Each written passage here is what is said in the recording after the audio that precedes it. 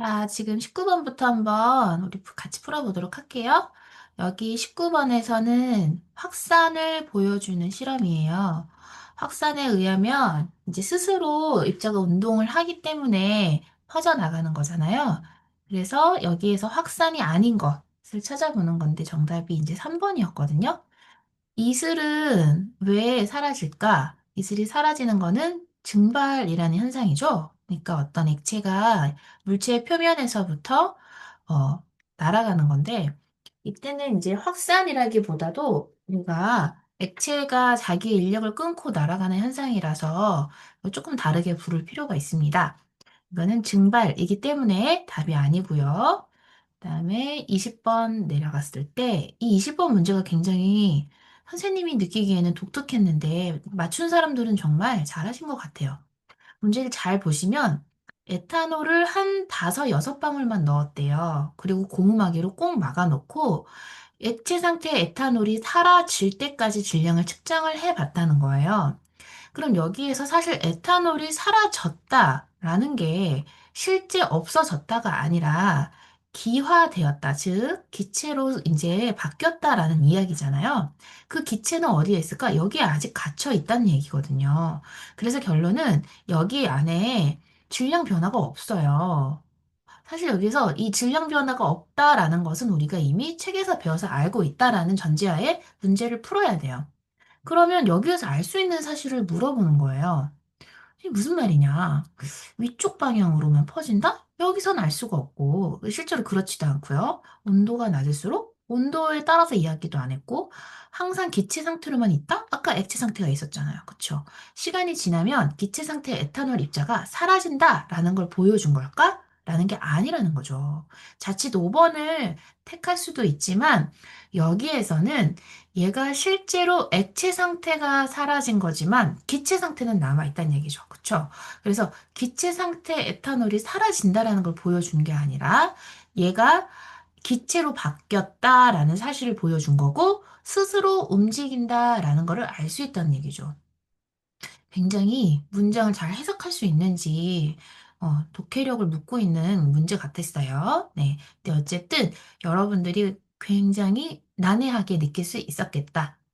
21번은 페놀프탈레인을 이렇게 작게 뭉친 솜을 좀 놓고 그 다음에 한가운데 암모니아를 떨어뜨렸습니다. 암모니아의 특징 염기성이고 페놀프탈레인을 붉게 만들었을 거예요. 그러면은 이 친구가 확산되면서 이제 이 솜들이 점점 빨개지겠죠. 자, 이거를 보고 우리가 알 수 있는 것을 한번 골라봐라 라는 얘기예요. 그러면 여기에서 습수로 움직인다는 얘기 맞고 확산도 일어나고 있고 모든 방향으로 퍼진다는 걸 여기서 알 수 있어. 시간이 지나면 이 페놀프탈레인 용액을 묻힌 솜이 붉게 변할 것이다. 왜? 암모니아가 기체 입자로 변신을 해서 지나가면 그 페놀프탈레인의 어떤 색깔을 변화시킬 수 있기 때문이에요. 이게 재밌는 게 물도 그렇고 모든 물질은 상태가 변해도 어떤 자신의 고유의 성질이 안 바뀌거든요. 그래서 어떤 상황에서도 지시약은 그 우리가 눈에 보이지 않는 기체 상태가 되더라도 지시약이 쫙 변하는 걸 볼 수가 있습니다. 5번을 보시면 가장 먼저 멀리 떨어져 있는 솜에서부터 붉게 변한다. 이게 틀린 말이죠. 왜냐하면 가장 멀리 있는 거는 얘가 여기 옆에 있는 것을 이렇게 확산하면서 나간다라는 그런 말에 대해서 거짓으로 말을 하는 거니까 네, 붉게 변하는 건 바로 옆에 있는 것부터 붉게 변해야 된다라는 것입니다. 그리고 22번 기체 압력에 관한 설명으로 옳은 것. 기체 압력은 모든 방향으로 작용을 한다. 이거 맞죠? 기체 압력은 방향에 따라 크기가 달라진다? 방향에 따라 크기가 다를 수가 있을까요? 방향에 따라 모든 방향으로 움직이면서 모든 방향에 따라 그 크기도 다 동일하다는 게 기체 압력에 관한 조건입니다. 그리고 이 기체 입자가 위쪽으로만 움직인다. 기체를 여러분들이 보통 이렇게 가벼우니까 위로만 뜬다라고 생각할 수도 있지만 그렇지 않아요. 기체는 모든 방향으로 움직이고 있고, 네, 네. 아, 이거 옳은 걸 찾는 거였구나. 옳은 것. 그래서 이게 틀린 거죠. 그쵸? 크기가 달라지지 않기 때문에, 네, 답은 1번이었네요. 그리고 용기 안쪽 벽면에 절대 부딪히지 않다니. 얼마나 많이 부딪히는데, 그쵸? 네. 그래서 눈에 보이지 않으면 압력도 존재하지 않는다? 아니죠. 그쵸? 보이진 않지만 엄연히 존재를 하고 있고, 그런 압력이 존재를 하기 때문에 자신의 어떤 부피를 이렇게 유지를 하고 있고요. 네. 그다음에 23번 공기 입자의 개수가 많아진다. 자, 입자의 개수가 많아지면서 어때요? 이게 여기를 보통 이렇게 라지엔이라고 하고 충돌하는 입자의 개수가 많아진 거죠. 그쵸? 그럼 충돌을 많이 하면 세진다? 충돌 횟수가 많아지면 압력이 세진다라고 이야기를 했었어요. 그래서 부피가 팽창한다. 그래서 제가 이런 어떤 알파벳으로 약어를 그 필기 시간에 좀 적어주기도 했었는데 반드시 기억해야 될 것들이 이런 충돌 횟수 때문에 압력이 바로 증가할 수 있다라는 사실을 좀 기억해 주시면 좋겠습니다.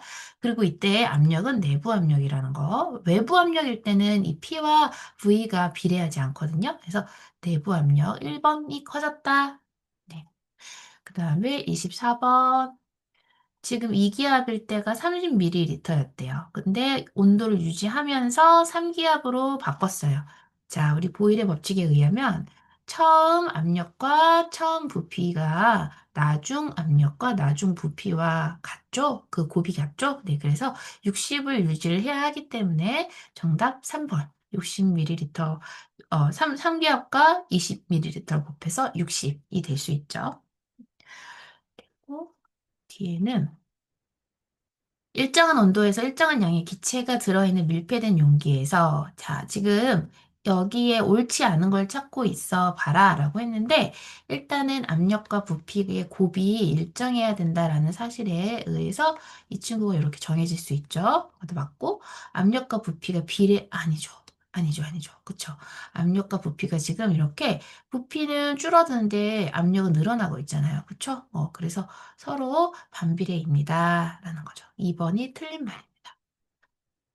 자, 그리고 26번. 샤를의 법칙으로 설명할 수 있는 현상. 샤를은 압력과 부피의 관계가 아니라 온도와 부피의 관계를 설명을 하고 있었어요. 그러면 여기서 틀린 거는 몇 번이냐면, 5번이 틀린 거죠. 높은 산에 갔을 때, 그러니까 많은 친구들이 산에 올라가면 좀 춥다 이런 느낌 때문에 온도 변화와 관련이 있지 않나? 라고 생각할 수가 있어요. 만약에 추워서 온도 변화가 커가지고 봉지가 만약에 변한다면 팽창을 해야 되겠죠. 그쵸? 그래도 팽창을 하긴, 아니죠. 이제 줄어야 되겠죠. 온도가 줄어들면서. 그쵸. 근데 거기에서는 약간 온도 변화가 미미하고, 이렇게 압력에 대해서 지금 이야기가 맞다라고 보셔야 되겠습니다. 지금 높은 산에 가면은 왜 팽팽해진다? 높은 산의 압력이 줄어들기 때문에 부피가 늘어난다. 즉, 보일 법칙이다라고 하시면 되겠습니다. 27번에 4번 온도가 높을수록 기체 부피가 커진다. 이 얘기가 맞죠? 그쵸? 네. 네, 여기까지 설명을 하고요. 여기 28번도 자, 지금 알고 싶은 거는 이 실험을 비교해서 샤를 법칙을 확인하고 싶대요. 그러면 샤를 법칙을 확인하려면 온도가 달라야 되겠고, 그 다음에 압력은 같아야 되겠죠. 그 온도에 따라 부피 변화를 알고 싶은데 압력이 다르면 안 되니까 기억 디귿을 써야만 되겠습니다. 네, 여기까지 마무리하겠습니다.